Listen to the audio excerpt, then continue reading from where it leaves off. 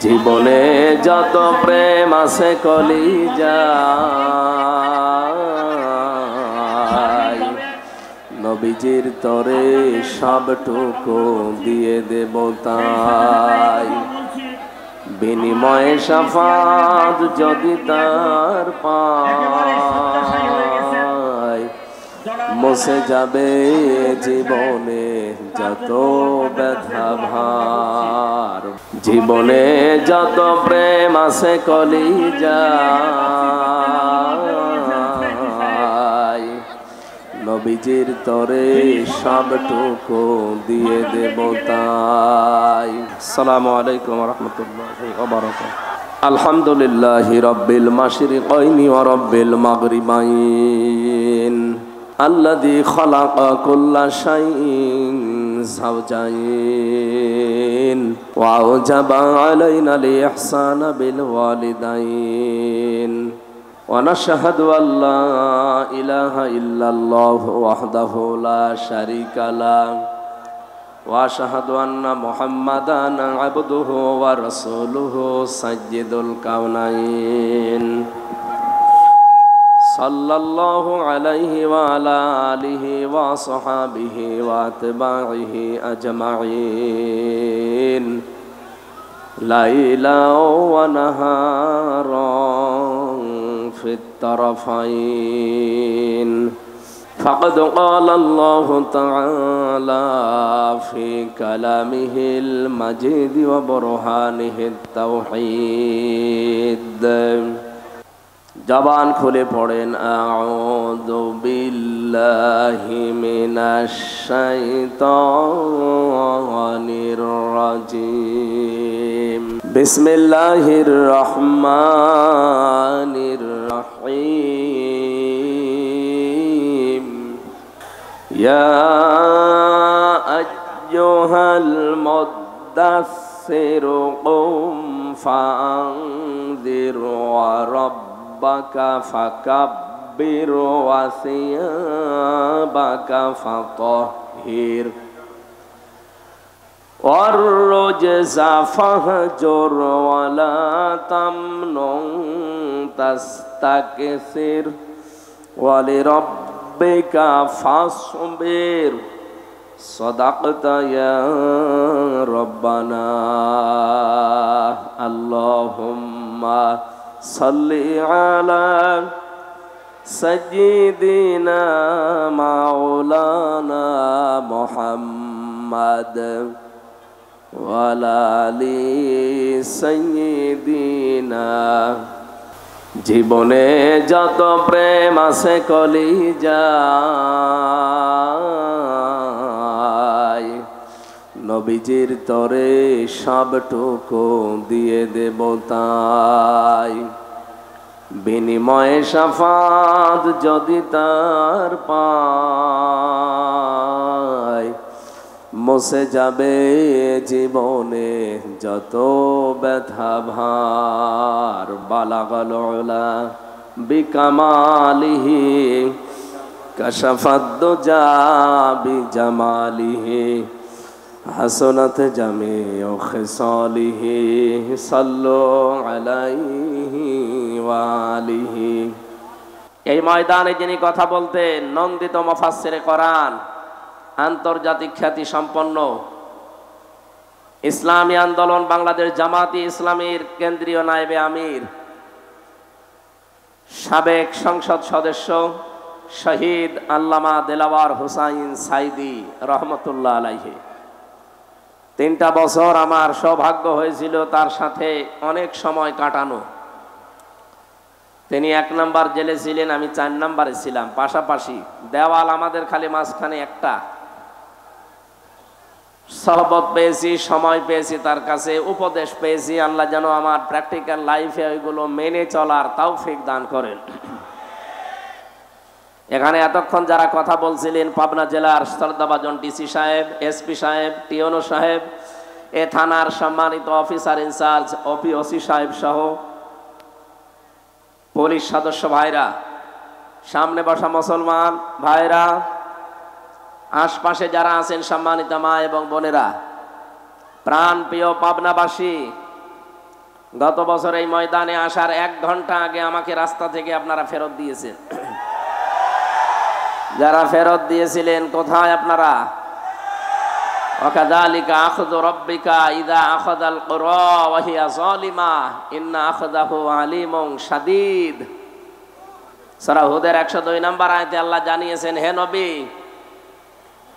এইভাবে করে আমি যারা পাপিষ্ঠ তাদেরকে পাকড়াও করি, আর আমার ধরা বড় শক্ত ধরা, কারণ তারা জালেম ছিল। এই জন্য পৃথিবীতে সবচাইতে বড় জালেম হচ্ছে কোরআনে কারিমের কাছে না আসা। অমান আযলামু মিম্মান ইফতারা আলাল্লাহিল কাযিবা ওয়া হুয়া ইউদআ ইলাল ইসলাম আল্লাহু লা ইয়াহদিল কওমাজ জালিমিন। সূরা সফের ভেতরে আল্লাহ জানিয়েছেন, আমি আল্লাহর দৃষ্টিতে সবচাইতে বড় জালেম ওই লোকটা যাকে ইসলামের দিকে ডাকা হয় কিন্তু সে আল্লাহকে মিথ্যা প্রতিপন্ন করে। এই 15.5 বছরে এটা সবচাইতে বেশি ছিল। বলেন তো, আমি যতদিন কোরআনে কারিম হাতে নিয়ে আপনাদের ডাক দিয়েছি, আমার বাবার দিকে ডেকেছি, আমার দাদার দিকে ডেকেছি, আমি তো কোরআনের দিকেই ডাকতাম। আর আমি আন্দাজে ডাকি না, আমি বুঝে শুনে ডেকেছি। কুল হাদিহি সাবিলি আদউ ইলাল্লাহ আলা বাসীরাতিন আনা ওয়া মান ইত্তাবা'আনি ওয়া সুবহানাল্লাহি ওয়া মা আনা মিনাল মুশরিকিন। সূরা ইউসুফের 108 নম্বর আয়াতে আল্লাহ জানিয়েছেন, নবী আপনি বলুন এইটাই আমার পথ। আল্লাহ রাব্বুল আলামিন আয়াত দিয়ে জানিয়েছেন, হে নবী আপনি বলুন আমি আল্লাহর দিকে মানুষকে ডাকি, এইটাই আমার পথ। আর আমি আন্দাজে ডাকি না, আমি বুঝে শুনে ডাকি। শুধু এটা আমার কাজ না, না ওয়ামান ইত্তাবা'আনি, আমাকে যারা অনুসরণ করবে দুনিয়াতে তারা আল্লাহর দিকে মানুষকে ডাকবে। এ ঘোষণা কার? বিশ্ব নবীকে দিয়ে আল্লাহ এটা বলিয়েছেন যে আপনি বলেন আপনার অনুসারীদের প্রথম কাজ তারা আল্লাহর দিকে ডাকবে। হ্যাঁ, আমি জানি আল্লাহর দিকে ডাকতে গেলে কোরআনে কারিম দিয়ে আপনি ডাকবেন, দেখবেন আপনার প্রতি বিপদ আপদ মুসিবত আসতে থাকবে। ওয়ালি রব্বিকা ফাসবির, আপনার রবের জন্য আপনি তখন ধৈর্য ধারণ করবেন। জোরে বলেন সুবহানাল্লাহ। সেই ধৈর্যটার সামনে নিয়ে আল্লাহ আমাদেরকে 3 বছর ফাঁসির ওই কন্ডেম সেলের ভেতরে ওই জালেমরা রেখেছিল। আল্লাহ ধৈর্যও দিয়েছিলেন, কারণ 3টা বছর ওরা আমাকে যোগাযোগ করতেও দেয়নি। বাইরে কারা আছে কারা মরে গেছে আমি তাও জানতাম না, কারণ আমার মামলা দিয়েছে একটা ঠুনকো মামলা, অথচ রাখতো আমার এই মার্ডার মামলার আসামি যেখানে থাকে ওই কন্ডেম সেলের ভেতরে। খাওয়া দাওয়া ঠিক মতো দিত না, কষ্ট এত বেশি দিয়েছে, এমনিতেই মানুষ যোগাযোগ বিচ্ছিন্ন হয়ে গেলে লোকটা পাগল হয়ে যায়। আপনারা আয়না ঘর থেকে যারা বের হয়ে আসে বাস্তবে চেহারার দিকে তাকবেন, লোকটা কিন্তু এলোমেলো করে তাকায়। আমি বহু মানুষকে মাটির নিচে বেছিলাম যারা নিজের নাম পর্যন্ত জানে না। ও যে কয় বছর আছে ও নিজেও জানে না, এটা কোন বছর কোন মাস কি বার আজকে কয়টা বাজে, এমনকি ওর নাম কি ও তাও জানে না। বছরের পর বছর একটা মানুষ এভাবে পড়ে আছে কবরের মতো জায়গায়। কবর যেরকম ঠিক ওই রকম জায়গায়, এরপরও কবরে তো আর শিকল দিয়ে বাঁধা থাকে না, কিন্তু আয়না ঘরে আমি দেখেছি শিকল দিয়ে পা বেঁধে দিতে। এ কঠিন অবস্থায় মাঝে মাঝে কারারক্ষীদেরকে যারা যেত বলতাম, ভাই কোরআন শরীফ এনে দেন। ওনারা বলতো আপনাকে আমরা বঙ্গবন্ধুর জীবনী এনে দেই। বঙ্গবন্ধু জীবনী পড়ে আমি করবো কি? এরপর ওরা দিত বঙ্গবন্ধুর আত্মজীবনী, বঙ্গবন্ধুর ছেলেবেলা, বঙ্গবন্ধুর চীন সফর। বাধ্য হয়ে শেষ পর্যন্ত একদিন বলেই ফেলেছিলাম যে ভাই আপনার কাজ পান না, বই নিয়ে আসতে বলি, তাফসিরের বই, কোরআনের বই, আর আপনি নিয়ে আসেন আল্লাহর ওলির জীবনী। আপনার যদি সাহস থাকে তা আপনি, আমি জেল থেকে বলছি অথবা আমি মেজর ডালিম বলছি আমার ফাঁসি চাই, এই বইগুলো একটু আইনে দেন। বলছে ওইসব বই পড়তে নেই। মাঝে মাঝে আমি খবর পাঠাতাম কারারক্ষীদেরকে দিয়ে। মাজলুম জননেতা, বাংলাদেশ জামাত ইসলামের কেন্দ্রীয় ভারপ্রাপ্ত সেক্রেটারি জেনারেল ছিলেন জনাব এটিএম আজহারুল ইসলাম। উনি আমার পাশের বিল্ডিং এ ছিলেন। ওনারে বলতাম, ওনার কাছে যে বলবেন আমির হামজা বই চেয়েছে তাহলে আপনাকে বই দেবে। উনি মাঝে মাঝে অনেকগুলো বই আমাকে পাঠাতেন। বিশেষ করে কারাগারে রাত দিন জাইনাবাল গাজালির লেখা, এটা আমি প্রায় 7 বার পড়েছি এই 3 বছরে। এটা পড়লেই জানো আমার জীবনের কষ্টগুলো এমনি অম্লান হয়ে যেত। তারা একজন মহিলা কি করেছে তারা ইসলামের জন্য, আর আমি একজন পুরুষ মানুষ।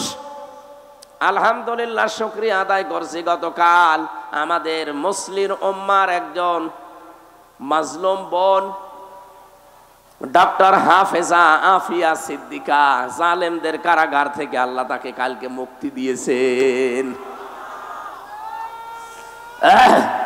আলহামদুলিল্লাহ। ভাই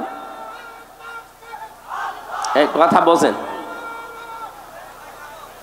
আমরা চাচ্ছি মাজলুম মানুষগুলো এই বাংলাদেশেও জেল থেকে একে একে অনেকে বের হয়ে যাচ্ছে।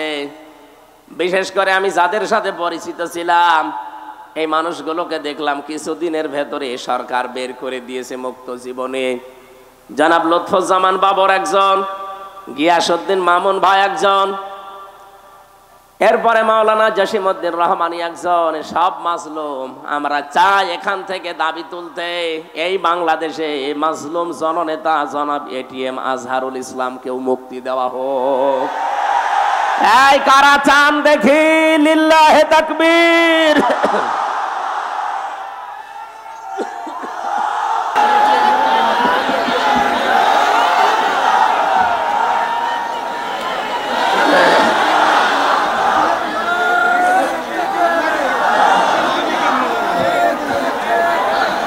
আলহামদুলিল্লাহ।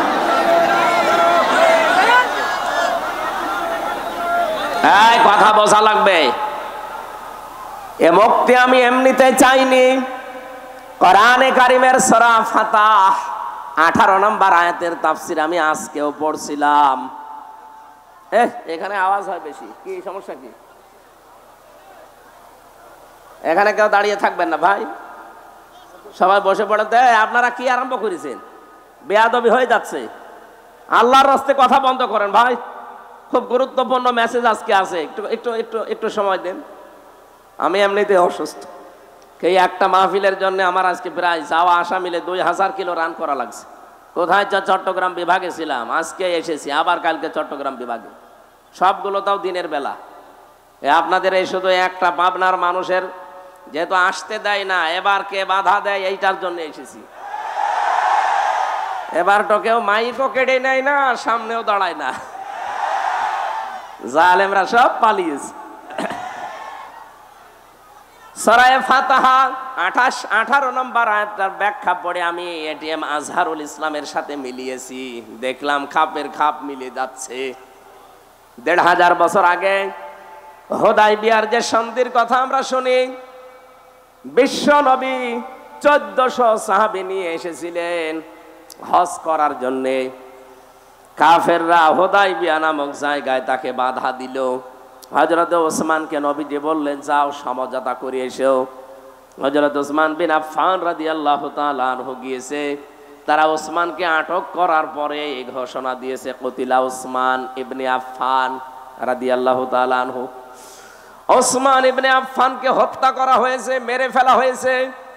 নবীজি কথাটা শুনলেন, সঙ্গে সঙ্গে সাহাবীদেরকে ডাক দিয়ে বললেন তাঁবুর সামনে হাজির হয়ে যাও। এহরামের যে কাপড় পরা আছে খুলে ফেলো, সাধারণ কাপড় পরিধান করো। অনেকে রোজা রেখেছে, রোজা সব ভেঙে ফেলো। এখন আবার নতুন করে শরীরে শক্তি সঞ্চয় করো। এই যে বাবলা গাছের নিচে আমি হাতটা ফেলে দিলাম, আমার হাতের উপরে তোমরা হাত নিয়ে শপথ বাক্য পাঠ করো। রব্বুল আলামিন বলেন লাকাদ রাদিয়াল্লাহু আনিল মুমিনিনা ইয ইউবাইউনাকা তাহতাশ শাজারাতি ফাআলিমা মা ফি কুলুবিহিম ফানজালাস সাকিনাতা আলাইহিম ওয়া আসাবাহুম ফাতহান করিবা। আয়াতে তিনটা সুসংবাদ আছে। সামনে যেটা আমাদের আসতেছে, আমি দেখতে পাচ্ছি কোরআনের আয়াতের দিকে তাকিয়ে। আল্লাহ আয়াত শুরুই করলেন লাকাদ দিয়ে। আল্লাহ পাক বলেন অবশ্যই আমি আল্লাহ রাদিয়াল্লাহ, আমি রাজি হয়ে গেছি। আমি রাজি হব না, হয়ে গেছি। অবশ্যই আমি আল্লাহ রাজি হয়ে গেছি। আনিল মুমিনিনা, এই মুমিনদের উপরে, তাহতা শাজারাতে, এই গাছের নিচে, ইউবাইউনাকা, যারা আপনার হাতের উপরে হাত দিয়ে বায়াত নিচ্ছে, শপথ পাঠ করছে, এই সবার উপরে আমি আল্লাহ রাজি হয়ে গেছি। তাফসিরে ফি জিলালিল কোরআন সাইয়্যিদ কুতুব রাহমাতুল্লাহ আলাইহি লিখেছেন, সঙ্গে সঙ্গে নবী নিজের বাম হাতটা সবার উপরে তুলে ধরলেন। সাহাবী জিজ্ঞাসা করলেন, হে নবী আপনি বাম হাত তুলে ধরলেন কেন? নবীজি বলেন, আজকে যে 1399 জন এখানে আছো, আর একজন তো নেই, ওনাকে মেরে ফেলা, হত্যা করার কথা জানিয়েছে। সুতরাং আজকের এই শপথ বাক্যে, এই অনুষ্ঠানে যত মানুষ আমরা আছি, সবার উপরে আমার আল্লাহ সন্তুষ্ট হয়ে গেছে। আমরা সবাই এখানে এসেছি, সবাই আল্লাহর সন্তুষ্টি পেয়ে গেলাম। কিন্তু ওসমান এখানে নেই, ওসমানের উপরেও তো আল্লাহ রাজি হওয়া লাগবে। এই জন্য এই হাতটা আমি তুলে ধরলাম, এটা ওসমানের হাত। তার মানে আজকের এই ময়দানে যে 1400 মানুষ আছে, একজনের উপরও আল্লাহর নারাজ নেই, প্রত্যেকের উপরে আল্লাহ খুশি হয়ে গেছে, সন্তুষ্ট হয়ে গেছে। কারণ মাত্র একটা, ওরা নিরপরাধ, একটা বিনা দোষে একটা মানুষকে ওরা হত্যা করার ঘোষণা শুধু দিয়েছিল, মেরে কিন্তু ফেলেনি, মিথ্যা ছড়িয়েছে।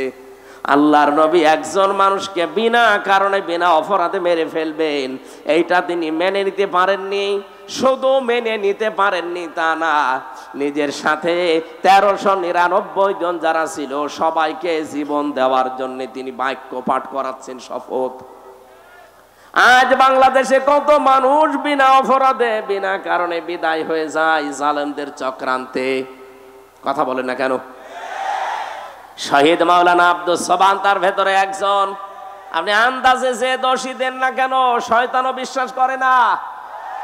শহীদ আল্লামা দেলাওয়ার হোসাইন সাইদি, শহীদ মাওলানা মতিয়ার রহমান নিজামী রহমতুল্লাহ আলাই, যতগুলো শহীদ হয়েছে আপনি তাদের পেছনের জীবন খোঁজ খবর নিয়ে দেখবেন, যে দোষে তারা দোষ দিয়েছে একটা দোষও তাদের জীবনে ছিল না। আপনার দোষ নেই, আপনি যে গণহত্যার সাথে জড়িত, আপনার দোষ নেই। 2006 সালের 28 অক্টোবর জসিম ভাইকে আপনি পিটিয়ে মারার পরে তার লাশের উপর ড্যান্স দিয়েছেন। পৃথিবী ভুলে যায়নি। আমি সিরাজগঞ্জ থেকে একবার আসছিলাম, তখন বাসে আসতাম, 7 সাল, তখন ছোটখাটো ওয়াজগুলো আমাকে নিয়ে মানুষ করাতো। তখন আর গাড়ি নিয়ে যাওয়া দূরের কথা, বাসে গেলেও টাকা দিত না। 300 টাকা দিয়েছে কুষ্টিয়া থেকে সেই সিরাজগঞ্জে, যাওয়া আসা ভাড়াই লেগে যায় 220 টাকা। ওই সময় বাসে এসে শেষ করে এক ড্রাইভারের পেছনে বসে আছি, দেখলাম গাড়ি চলতে চলতে হঠাৎ বাম দিয়ে চালিয়ে দিল। ড্রাইভারকে বললাম আপনি এমন করলেন? হুজুর দেখেন না একটা মরা কুকুর পড়ে আছে, আমি ডবল করে ওর গার উপরে চাকা চালিয়ে দেব, আমার বিবেক নেই। আমি বললাম আরে ভাই, অত তো মরা কুকুর, তো মরে গেছে, ওকে মারলে কি আর না মারলে কি? ড্রাইভার আমার দিকে তাকিয়ে বলছে, হুজুর আপনি কি আসলেই হুজুর নাকি ভুল ধরেছেন? আপনি কেমন হুজুর? আপনি দেখেন যে একটা মরা কুকুর পড়ে আছে, আমি ডবল করে গাড়ি চালাবো, আমার বিবেক কি মরে গেছে? হ্যাঁ, এইটা শোনার জন্য আমি ছিলাম। আপনার নাম কি? বলছে সুব্রত। তার নাম শুনে বুঝলাম ওর ইমান নেই, কিন্তু বিবেক আছে। কথা বলেন না কেন? ইমান নেই, কি আছে? বিবেকের দাঁড়ো নাই। সে মরা জিনিস যদিও নিকৃষ্ট, তারপরে ডবল করে মারলো না, গাড়ি বাম দিয়ে চালালো, তারপরও ডাইরেক্ট দেয়নি, বিবেকে বাধা দিয়েছে। আর আপনি মানুষ, আপনি একজন হাজী সাহেবা, কিসের ইমান আপনার? আপনার ইমানও নেই, বিবেকও নেই। জীবিত মানুষের একটা লাঠি বৈঠা দিয়ে আপনি লগি বৈঠা দিয়ে পিটিয়ে মেরে ফেলার পরও যদি ছেড়ে দিতেন না, লাশের উপরে ড্যান্স দিলেন। আপনার বিবেক কিছুই নেই, বিবেকের উপরে কুকুরে পেশাব করেছে, বলেন নাউজুবিল্লাহ। এই জন্য আমরা এই বাংলার 18 কোটি মানুষ এখন চাই 2006 28 অক্টোবর থেকে শুরু করে 24 সালের 5 অক্টোবর পর্যন্ত যত মানুষ হত্যা হয়েছে প্রতিটি হত্যার বিচার করা লাগবে। কথা বলেন না কেন? ওরা একজন মানুষকে হত্যার কথা জানিয়েছে, এই জন্য যদি নবী 1399 জন রেডি করিয়ে শুরু রেডি করেননি, ফরজ 2টা বিধান লঙ্ঘন করেছেন, একটা হজ আর একটা রোজা, বলে পরে করে নেব, আগে হত্যার বিচার না করে কোনোদিন আর মদিনায় ফেরত যাব না। ওরা এই ঘোষণা শোনার পরেই হযরত ওসমানকে ছেড়ে দিয়েছে। আমার তো মনে হচ্ছে আজকের এই বিশ্বে 210 কোটি মুসলমান আমরা, তামাম দুনিয়ায় কত 57টা মুসলিম রাষ্ট্র। এতগুলো মুসলিম রাষ্ট্র থেকে যদি একবারে এই মাজলুম লোকটার পক্ষে আমরা আওয়াজ তুলতে পারি যে না, বিনা অপরাধে কাউকে আমরা মেরে ফেলতে দেব না, আর কতদিন রাখবেন আপনি এভাবে কষ্ট দিয়ে? আমার মনে হয় আমরা যদি শপথ বাক্য পাঠ করতে পারি, ওই 1399 জনের উপরে আল্লাহ যেমন রাজি হয়ে গিয়েছিলেন, আমাদের উপরও আল্লাহ রাজি হয়ে যাবেন। কিন্তু পরে 3টা কথা আছে, ফালিমা মা ফি কুলুবিহিম। আল্লাহ পাক বলেন তাদের মনে যেটা ছিল ওইটা কিন্তু আমি জানতাম। সুতরাং আমাদের মনের কথা না মুখের কথা, এটা কিন্তু আল্লাহ জানে। এই মাজলুম লোকটাকে জেলখানার এই অন্ধ প্রকোষ্ঠ থেকে বের করতে আমরা যেটা বললাম, এটা কি আমাদের মুখের কথা না মনের কথা? আরো জোরে বলেন। আল্লাহ বলেন মনের কথা যদি হয়, ফাংজালাস সাকিনাতা আলাইহিম, তাদের উপরে আল্লাহর রহমত সাকিনা এটা নাজিল হবে।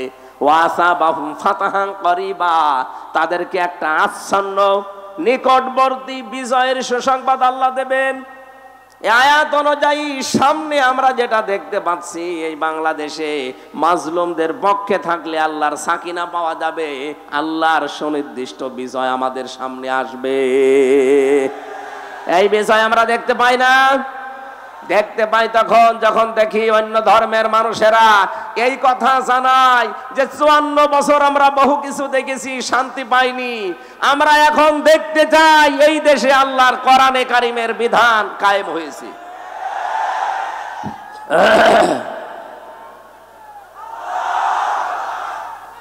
আমার ভাইরা, সুতরাং সত্যের পক্ষে, ন্যায়ের পক্ষে, ইনসাফের পক্ষে আমাদের দাঁড়ানো লাগবে। আজকের এই আহ্বান এই আয়াত থেকে তাহলে সুনিশ্চিত এবং নিকটবর্তী বিজয়ের সুসংবাদ আল্লাহর পক্ষ থেকে পাওয়া যাবে, যেটা আল্লাহ আমাদেরকে সামনে দেখিয়ে দিচ্ছেন। সকলে বলেন আমিন।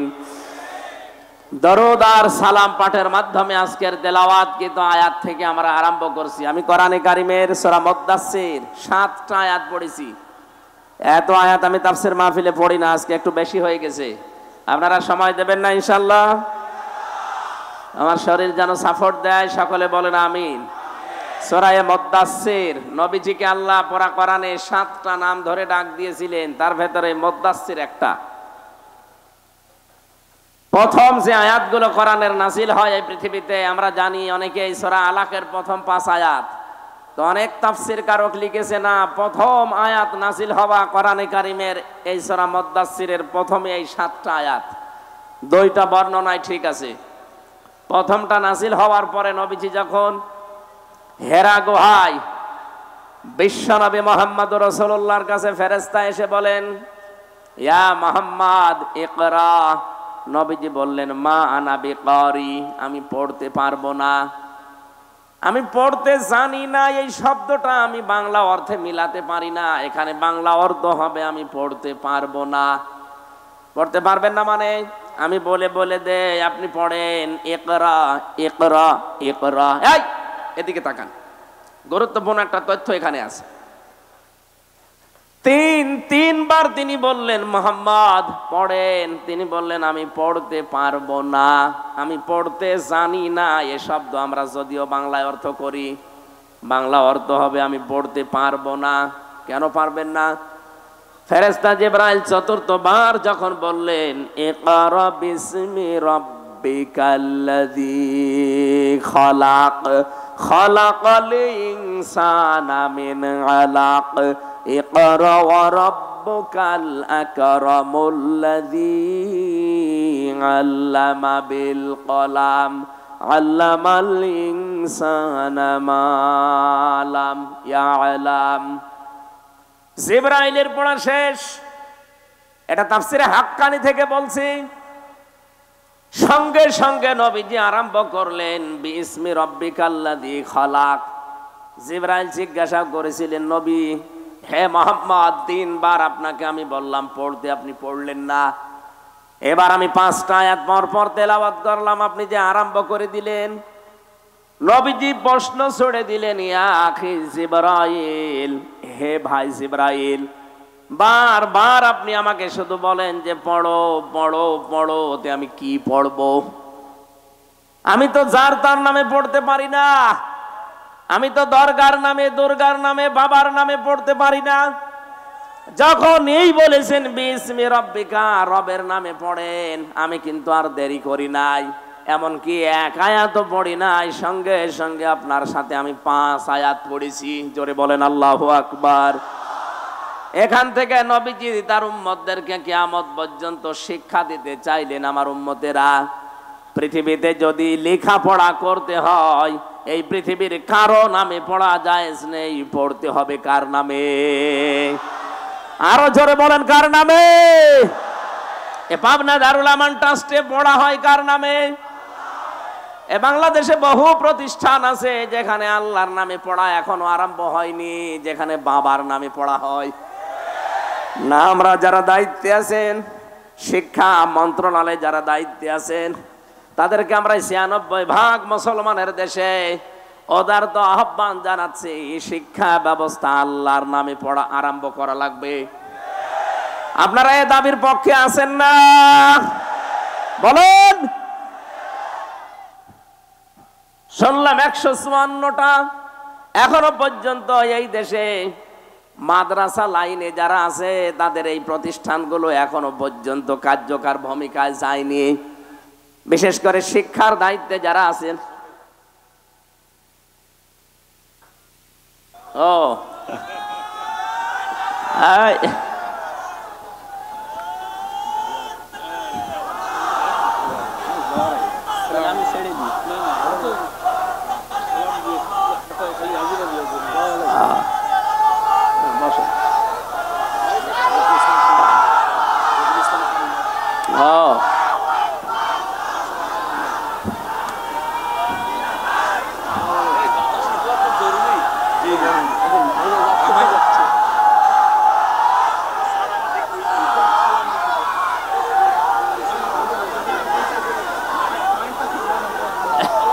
ঠিক আছে বসেন। বাংলাদেশ জামাত ইসলামীর সেক্রেটারি জেনারেল এবং সহকারী সেক্রেটারি জেনারেল দুইজনই এসেছে আমাদের মাঝে, আমরা ওয়েলকাম জানাচ্ছি। তাদের সুস্বাস্থ্য এবং দীর্ঘায়ু কামনা করছি, সকলে বলেন আমিন। ওনারা দোয়া নেওয়ার জন্য এসেছেন আপনাদের এই মুসলিম জনতার কাছে, আমরা দেব। আমরা এই পয়েন্টটা শেষ করি, এরপরে এই আপনারা বসেন ভাই, পরে পরে বসেন। আমার ভাইরা, ধর্ম উপদেষ্টা হিসাবে যিনি এখন দায়িত্বে আছেন ডক্টর আফামা খালিদ সাহেব, উনি অলরেডি বাংলাদেশের মসজিদের খতিব, ইমাম এবং মুয়াজ্জিনদেরকে সরকারিভাবে, বিশেষ করে পশ্চিমবঙ্গের মতো তাদের ভাতার ব্যবস্থা অলরেডি করছে। এটা যদি কায়েম হয়, এই দেশে যতগুলো প্রতিষ্ঠান আছে, বিশেষ করে বাঁকা চোখে দেখা হয় যাদেরকে আল্লাহর নামে পড়ানো হয়, এই জন্য বাঁকা চোখে দেখা হয়। 96% মুসলমানের দেশে আমরা আহ্বান জানাবো এইগুলো তাড়াতাড়ি কলেজের মতো এমপিওভুক্ত করা হোক, কি সরকারিকরণ করা হোক, এটা আমরা চাই না। তাহলে তখন এই 2 টাকা 5 টাকার জন্য আপনার পেছনে ঘোরা লাগবে না তাদের। নবীজি বললেন জিবরাইল বারবার আমাকে বলেন যে পড়ো পড়ো পড়ো, তা আমি পড়বো কি? যখনই বলেছে বিসমি রব্বিকা, রবের নামে, তখন আমি আর দেরি করি নাই। সুতরাং আহ্বান জানাবো আমাদের ছেলে মেয়ে যাদের আছে এইরকম প্রতিষ্ঠান, যেখানে পাবেন অন্তত 3 থেকে 5 বছর আপনি ছোটকালে তাদেরকে কোরআনের সাথে সম্পৃক্ত করার জন্য পড়াবেন। কারণ কোরআনের সাথে সম্পর্ক মানেই রবের সাথে সম্পর্ক। কথা বলেন ঠিক কিনা? 3 থেকে 5 বছর আপনি একটু চেষ্টা চালান, এরপর আপনার ছেলেকে আপনি ডক্টর বানান, ডাক্তার বানান, ইঞ্জিনিয়ার বানান, ডিসি বানান, এসপি বানান, যা বানাবেন কোনো অসুবিধা নেই। শুধুমাত্র এখানে 3 থেকে 5 বছর এরকম যত প্রতিষ্ঠান বাংলাদেশে আছে যেখানে কোরআনের শিক্ষা দিয়ে রবের সাথে সম্পর্ক করা হয়, আমি 2টা গ্যারান্টি আপনাকে দিতে পারি। এই 3 বছর 5 বছরের কারণে আপনার ছেলে কোনো দিন নেশা করবে না। 2 নম্বরে কোনো দিন শেষ বয়সে আপনাকে বৃদ্ধাশ্রমে রেখে আসবে না। কয়েকদিন আগে আমি নীলফামারীর কিশোরগঞ্জ থানায় গিয়েছিলাম। ওরা আমাকে বৃদ্ধাশ্রমে নিয়ে গেল দেখার জন্য। যে দেখি এইদিকে 25 জন, এইদিকে 25 জন, 50 জন মা আর বাবা বসে আছে। এদের চেহারার দিকে তাকিয়ে আমি বুঝতে পেরেছি সবাই তার সন্তানের জন্য বরদোয়া করছে। তাদেরও তো আমাদের মতো ছেলে মেয়ে নেই। কথা বলেন না কেন? আমি 2 জনের সাথে কথা বলেছিলাম, একজনের ছেলে ডিসি আর একজনের ছেলে আমেরিকায় থাকে, অথচ মা আর বাবা 2 জন বৃদ্ধাশ্রমে, চোখের ভেতরে ছলছল করছে পানি। আপনি আজ পর্যন্ত শুনেছেন যে কোরআন জানে, হাদিস জানে, আলেম না, শুধু কোরআনের জ্ঞান আছে, আল্লাহ সম্পর্কে জ্ঞান রাখে, এরকম মানুষ তার মা বাবাকে বৃদ্ধাশ্রমে রেখে দিয়েছে? যদি কোনো জায়গায় রেখে দেয়ও এর পেছনে একটা কারণ আছে। আমি যতটুকু খোঁজ নিয়েছি, যদি এরকম কিছু পায়ও আপনি দেখবেন হয় তার স্ত্রীর কারণে, শ্বশুর শাশুড়ির কারণে মা বাবাকে হয় আলাদা করে দেয়, নাই বৃদ্ধাশ্রমে রেখে দেয়। আল্লাহর সাথে রবের সাথে পরিচয় থাকার পরও অনেক সন্তান পারে না, কারণ স্ত্রীর মন রক্ষা আর শ্বশুর শাশুড়ির দিকে তাকাতে গিয়ে নিজের মা বাবাকে ছেড়ে দেয়। কথা বলেন না কেন? আমার এই চোখের দেখা, মাত্র 7 বছর বয়স, এখনো পর্যন্ত আলিফ বা তাসা খুব বেশি ভালো করে পারে না, কয়েকদিন ভর্তি হয়েছে মাত্র। ওস্তাদ দেখলাম বৃষ্টির ভেতরে এসে অজু করবে, ছাত্র পানি ঢেলে দিচ্ছে, কাদা লেগেছিল কাদা ছড়িয়ে দিচ্ছে, মাত্র 7 বছর। আমি এই চোখেও দেখেছি। বিশ্ববিদ্যালয়ে ক্লাস চলছে, আমি তখন জাহাঙ্গীরনগরে ছিলাম, মাস্টার্সে ক্লাস চলছে, শিক্ষককে জুতা দিয়ে পিটাচ্ছে ছাত্র। বলছে বাংলাটা বলতে পারলাম না যে তোরে আমি মেরেই ফেলবো। শিক্ষক বলছে বাবা তুই আমারে ছেড়ে দে, আমি জীবনে আর ক্লাসে আসবো না। বলে না, তোরে আমি বলেছিলাম যে ওই সিটটা দিলি না, তোরে আমি মেরেই ফেলবো। ওইটাও ছাত্র, এটাও ছাত্র, ওইটা অলরেডি মাস্টার্সে পড়ছে, জানোয়ার হয়ে গেছে, আর এটা এখনো আলিফ বা শেষ হয়নি, এটা মানুষের মতো মানুষ হচ্ছে। কথা বলেন না কেন? এই জন্য আহ্বান জানাচ্ছে, রবের নামে পড়া আরম্ভ করা লাগবে। রবের সাথে আমাদের পড়ার পরিচয় নেই, এই জন্য আমরা অনেক জায়গায় যাওয়ার পরেও দেখি না কাঙ্ক্ষিত মানের মানুষ আমরা হতে পারছি না। এই জন্য ইন্নাল্লাযীনা আমানু ওয়া আমিলুস সলিহাত, সারা জীবন এই আয়াতের ব্যাখ্যা শুনিয়েছে, যারা ঈমান আনে আর নেক আমল করে না। সালেহ শব্দের শাব্দিক অর্থ শুধু নেক নয়, শুধু সৎ নয়, সালেহ মানে যোগ্য। সালেহ মানে কি? আমরা যারা বলি আল্লাহর আইন চাই, সৎ লোকের শাসন চাই, সৎ হওয়া লাগবে এবং লোকটাকে যোগ্য হওয়া লাগবে।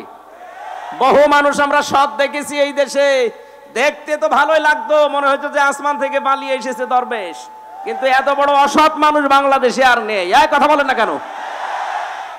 আমি নিজে দেখেছি, আমার মাথায় যখন দড়ি দিয়ে কোর্টের বারান্দা নিয়ে যাচ্ছিল, এই দরবেশ বাবা আমার সামনে ছিল।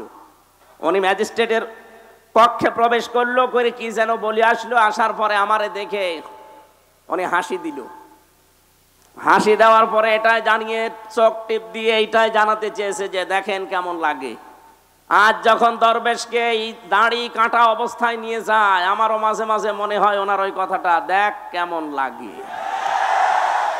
যদিও এটা আমি মন থেকে বলি না, বিপদে পড়লে আসলে উপহাস করা ঠিক না, কিন্তু ওনারা যা করেছে আল্লাহ মনে হচ্ছে উল্টিয়ে ওইটা ওনাদের উপরেই ফেলিস।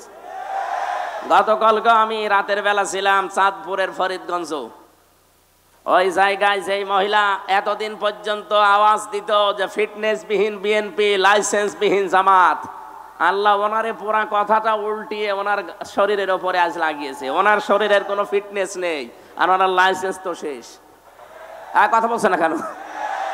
আমি তো আর রাজনৈতিক নেতা না যে রাজনৈতিক কথা বলবো, ইঙ্গিত দিলাম। দুনিয়াতে যে যা করছেন ওইটা কিন্তু আল্লাহ উল্টিয়ে আপনার উপরে ফেলে দেবে। এই জন্য এমন কিছু করবেন না। সালেহ মানে কি বলছিলাম যেন? যজ্ঞ। জোরে বলেন কি? এই জন্য এই যজ্ঞ করে করে তুলতে হলে এই দেশে যারা কাজ করছে মানব জাতির পেছনে, আপনি তাদের কাছে থাকবেন। কারা কাজ করছে আপনার বিবেক আছে, আপনি দেখে নিন। যারা ছোটবেলা থেকে গড়ে তুলতে চায় আপনার সন্তানকে, আপনার ছেলেকে, আপনার মেয়েকে, আমি যেহেতু এখনো পর্যন্ত এরকম বয়সে আছি, এজন্য আমার এই চোখে আমি যা দেখতে পাচ্ছি তাই আপনাকে শোনাচ্ছি। যারা মানুষকে সৎ এবং যোগ্য করে গড়ে তুলতে চায়, আপনার ইমানি দায়িত্ব হবে এখন আপনার ছেলে মেয়েকে ঠিক তাদের কাছে নিজে হাত ধরে দিয়ে আসা। নয়তো শেষ বয়সে আপনাকে বৃদ্ধাশ্রমে থাকা লাগবে, অথবা আপনার ছেলেকে দেখবেন বিভিন্ন নেশা ভান করে আপনার সামনে এসে উল্টাপাল্টা গালিগালাজ করছে।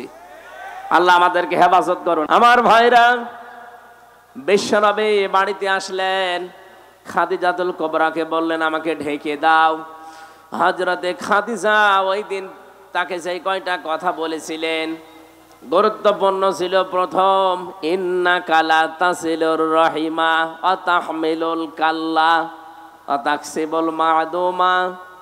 হে আমার স্বামী, হে কাসেমের পিতা, আপনি ভয় পাবেন না। কোন জ্যেষ্ঠ জিন পরী এগুলো আপনাকে ভয় দেখাতে পারে না, কারণ এই পৃথিবীতে আপনি মানুষের সম্পর্ক রক্ষা করে চলেন।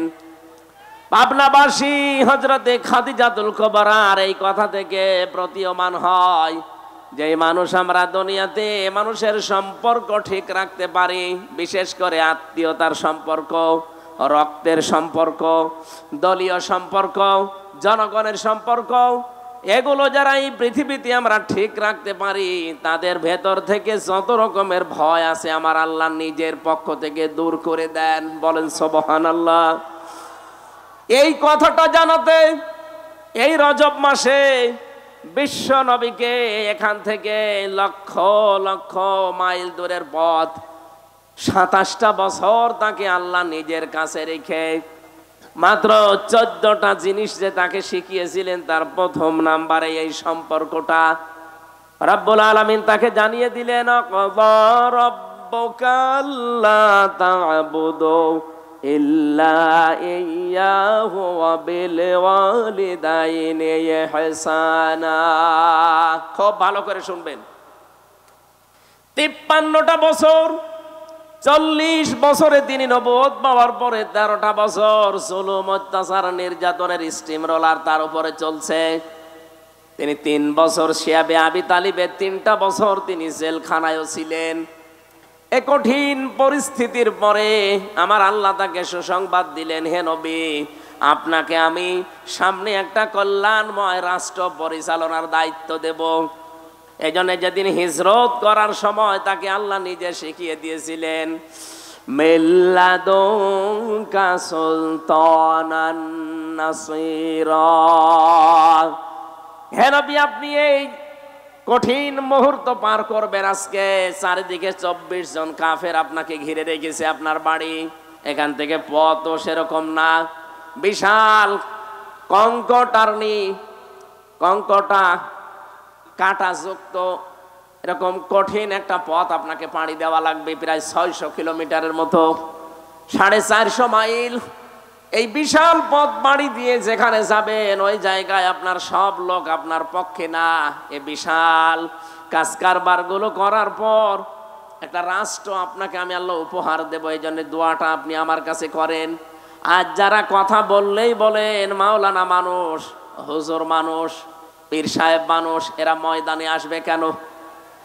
এরা পরিবার, সমাজ, রাষ্ট্র নিয়ে এরা কথা বলবে কেন? কথা বলতে গেলে এদেরকে আপনি ধর্ম ব্যবসায়ী বানিয়ে দেন, এদের নামে আপনি এই ট্যাগটা দিয়ে দেন। ভালো করে শোনেন, আল্লাহ নিজে নবীকে শিখিয়েছেন যে আমার কাছে দোয়া করেন যে একটা কল্যাণকর রাষ্ট্র ক্ষমতা আমাকে দাও, যার ভেতরে তোমার সাহায্য থাকে। এজন্য মানুষকে বানানোর যে তিনটা উদ্দেশ্য আমরা পড়া কোরআনে পেয়েছি, তার প্রথম উদ্দেশ্য আল্লাহ জানিয়েছেন, এই এদিকে তাকান, ইন্নী জাইলুন ফিল আরদি খলিফা। ফেরেশতাদেরকে আল্লাহ বলেছিলেন আমি পৃথিবীতে মানুষ পাঠাতে চাই। কি হিসাবে পাঠাবো? আমার খলিফা হিসাবে। খলিফা মানে প্রতিনিধি, খলিফা মানে, জবান খোলেন, খলিফা মানে কি? আল্লাহর যেই কাজটা করার দরকার উনি না করে ওনার প্রতিনিধি পাঠিয়েছেন, সেইটাই আমরা। প্রতিনিধিকে আল্লাহ পাঠালেন কোথায়? জাইলুন ফিল আরদি, জমিনে। কোন জায়গায়? আরো জোরে বলেন। পাবনাবাসী জবান খুলে উত্তর দেবেন, আমরা কি আজ আল্লাহর খলিফা হিসাবে জমিনে আছি? না, জমিনটা জালেমরা ফাঁকা পেয়েছে, এই জন্য তো 180 মাইল বেগে চালাচ্ছিল। হঠাৎ আমরা যখন জমিনে খানকা থেকে, মাজার থেকে, বিভিন্ন মাদ্রাসা থেকে, মসজিদ থেকে, বিভিন্ন ঘর বাড়ি থেকে যখন জমিনের ভেতরে এসে দাঁড়িয়েছি, জালেমরা তখন অলরেডি পালিয়ে গেছে। জমিন এখন ফাঁকা। এই মুহূর্তে আল্লাহর খলিফাদের কাজ হবে তার খেলাফতে এই জমিনে কায়েম করা। তিনটা উদ্দেশ্যের কথা বলছিলাম, তার প্রথম এইটা। রব্বুল আলামিন বলেন, ফেরেশতারা আমাকে জিজ্ঞাসা করছিল, আল্লাহ তুমি কি এদেরকে তাসবিহ তাহলিল জিকির আজগারের জন্য বানাবে নাকি? আল্লাহ সাফ জবাব দিয়েছেন, না, তাসবিহ তাহলিল জিকির আজগারের জন্য আমি খলিফা দুনিয়ায় পাঠাবো না, আমি জমিনে খলিফা পাঠাতে চাই আমার আইন প্রতিষ্ঠা করার জন্য। বলেন মারহাবা। আল্লাহর যে উদ্দেশ্য, সেই উদ্দেশ্য যারা সফল করতে চায় তারাই আমার আল্লাহর আসল বান্দা। আপনি রহমানের বান্দার যে 13টা গুণ পাবেন সূরা ফুরকানের ভেতরে, তার ভেতরে এইটা আছে। রহমানের বান্দা তারা যারা এই জমিনে আল্লাহর বিধানকে, এই ফুরকানকে কায়েম করার জন্য যারা চেষ্টা চালায়। এই বাংলাদেশে যত মানুষ এখন আমরা বাস করছি, একটা খুশির সংবাদ বলছি, আগস্টের 5 তারিখের আগ পর্যন্ত এই দেশে মাত্র 100 জনের 15 জন মানুষ খেলাফতের এই দায়িত্বের ঘোষণা দিত। কত? এই ছেলে, আরে ডিস্টার্ব করে কাজের ভেতরে। আপনারা এত জরুরি এখানে আসা, পিছিয়ে বসা যাচ্ছে না? পিছিয়ে বসেন, বসেন, পিছিয়ে বসেন।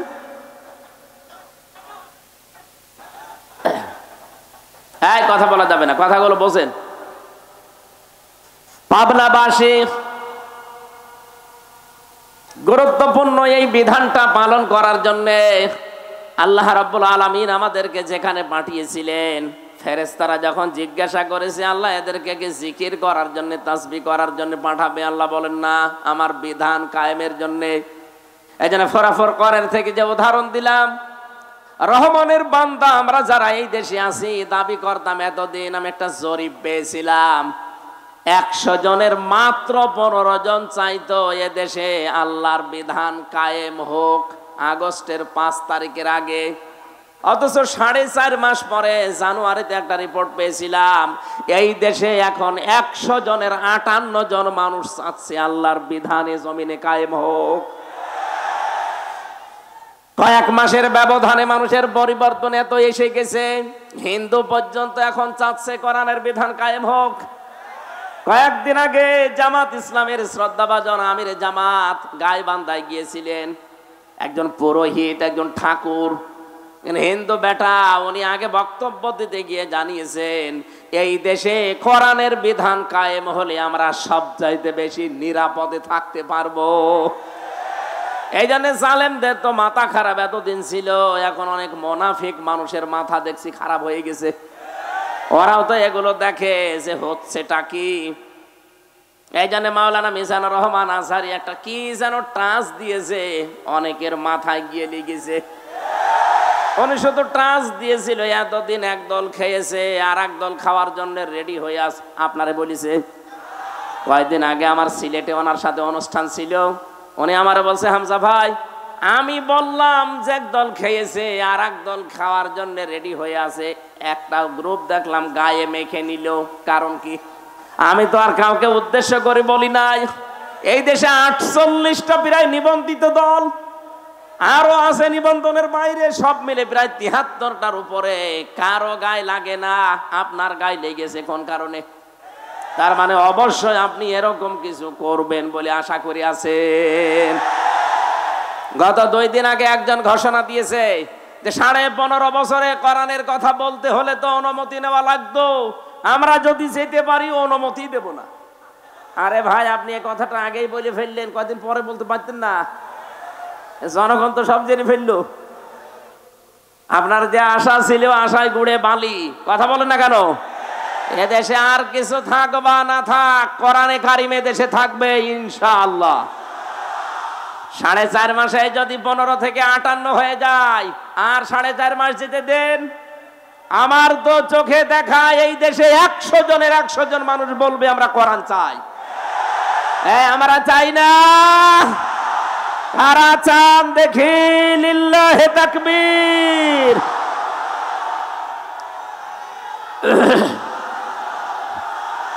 আলহামদুলিল্লাহ ভাই।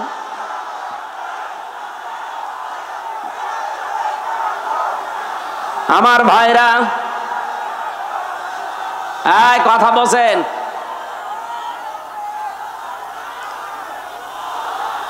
কোরআনে কারিমের এই বিশ্ব বাতাস, আমি বাংলাদেশের 630টা থানায় আমার কম বেশি যাওয়া হয়ে গেছে। আমি দেখতে পাচ্ছি এদেশের মুসলমান, হিন্দু, বৌদ্ধ, খ্রিস্টান নেই, মানুষ পদবাচ্চে যারা বিবেচিত সবাই এক বাক্যে আওয়াজ তুলছে আমরা কোরআনের বিধান চাই। আর কিছু ক্যান্সার আছে, এরা হয়তো মাথা খারাপ, এ কারণে বলছে কিছু চাই না, আগে থালা দেন। থালা কি করবেন? আমরা আহ্বান জানিয়েছি একেবারে স্পষ্ট ভাষায়, যারা দায়িত্বে এখন আছেন সংস্কার করেন খুব তাড়াতাড়ি, সম্মানজনক একটা সময় নিয়ে সংস্কার করে তাড়াতাড়ি নির্বাচন দিয়ে নির্বাচিত সরকারের হাতে দেশটা তুলে দেন। তাহলে এই দেশ নিয়ে আপা সহ যারা পালিয়েছে কেউ আর ষড়যন্ত্র করার সুযোগ পাবে না। কিন্তু সংস্কার না করে আমরা নির্বাচন করতেও চাই না, হতেও দেব না। কারণ তবে আর আগে দিনের ভোট রাতে হয়ে যাবে। কথা বলেন ঠিক কিনা? দিনের ভোট রাতে হয়েছে, এটা কি ওয়াজ করা লাগবে? যারা করেছে আমার সাথে, এরকম একজন ওসি ছিল জেলখানায়, সে আমার নিজে বলেছে যদি আমরা দিনের ভোট রাতে করেছি। সুতরাং আমরা চাই 1628 জন এরকম চেয়ারে যারা বসে আছেন, এগুলো সব জালেমদের দোসর অথবা নিজেরাই জালেম। কথা বলেন না কেন? এরা এই 3টা টার্মে এই জালেমা জালেমদেরকে এরা টিকিয়ে রাখার জন্য সর্বাত্মক চেষ্টা চালিয়েছে। আমরা চাই খুব তাড়াতাড়ি ওদেরকে চেয়ার থেকে নামিয়ে এই 15.5 বছরে যারা বৈষম্যের শিকার ছিল তাদেরকে চেয়ারে বসান। এই কথা বলেন না কেন?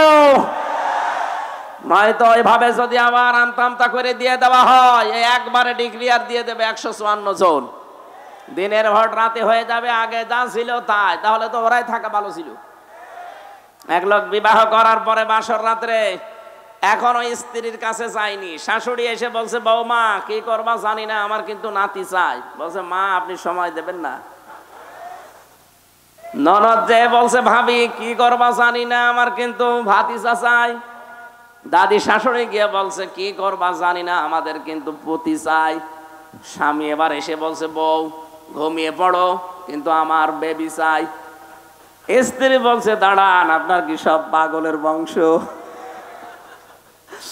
এখনো বাসরই হয়নি, এখনো বাসর হয়নি, এরপরে এর ভেতরে আপনার মা এসে চাই নাতি, আপনার দাদি এসে চাই পুতি, আপনার বোন এসে চাই ভাতিজা, আর আপনি যে এসে চাচ্ছেন বেবি। আমি কি ওগুলো ডাউনলোড করে নিয়ে আসবো? সময় দেবেন না? আগে অন্তত বাসর হোক, অন্তত 10 মাস 10 দিন সময় দেন, তারপরে যে যা চেয়েছেন সবগুলোই দেব। কিন্তু আমার 1 বছর সময় দেওয়া লাগবে। কথা বলেন ঠিক কিনা? আরে ভাই, যারা দায়িত্ব নিয়েছে এরা তো একটাও রাজনীতিবিদ না, সব ব্যবসায়ী, এক একজন এক এক দিকের। তাই আপনি 1 বছরও সময় দিলেন না, বেবি ডাক শুনবেন কি করে? এই জন্য আমরা কাঙ্ক্ষিত মানের সময় দিতে চাই, সম্মানজনক সময় নিয়ে তারা খুব তাড়াতাড়ি সংস্কার করে এদেশে এমন জায়গায় নিয়ে যাক যেন আমার ভোট আমি দেব, যাকে খুশি তাকে দেব। কথা বলেন ঠিক কিনা? আমার ভাইরা, বিশ্বনবী মুহাম্মদুর রাসূলুল্লাহ আল্লাহ রাব্বুল আলামিন তাকে ডাক দিয়ে বললেন, হে নবী, আপনি আমার কাছে এই দোয়াটা করেন যে আমি রাষ্ট্রীয় ক্ষমতা চাই। আজ যারা এই দেশে এই কথা আহ্বান জানায় আপনাদেরকে যে আমরা রাষ্ট্রীয় ক্ষমতায় যেতে চাই, কারণ আমরা এই কোরআনে কারিমকে প্রতিষ্ঠা করতে চাই, ওদের মনের ভেতরে যদি দুনিয়ার কোনো কামনা বাসনা থাকে, আপনি মাস্ট বি তার পেছনে থাকবেন না। কি কথা বুঝতেছেন? কারণ এই মানুষগুলো অলরেডি শপথ নেওয়ার সময় আল্লাহকে কথা জানিয়েই দিয়েছে, ইন্না সলাতি ওয়া নুসুকি ওয়া মাহইয়ায়া ওয়া মামাতি লিল্লাহি রাব্বিল আলামিন। আমার নামাজ, আমার কোরবানি, আমার বেঁচে থাকা, আমার মরে যাওয়া, আমি সব আল্লাহকে দিয়ে দিয়েছি। সুতরাং এই শপথ যারা পাঠ করে, এই মানুষগুলো নিজের জন্য অন্তত কিছু করবে না। যদি করে, সে মুনাফিক হয়ে কিয়ামতে উঠবে। কারণ সে আল্লাহর কাছে অঙ্গীকার দিয়েছে। কথা বলেন না কেন? যারা অঙ্গীকার আবদ্ধ হয়েছে, আপনি মাস্ট বি তাদের পেছনে থাকবেন। কারণ ওই মানুষগুলো তার জীবন, মরণ, নামাজ, ত্যাগ, তিতিক্ষা, কোরবানি অলরেডি আল্লাহকে দিয়ে দিয়েছে, ঘোষণা দিয়েছে। এই এরা এত আওয়াজ করে কেন?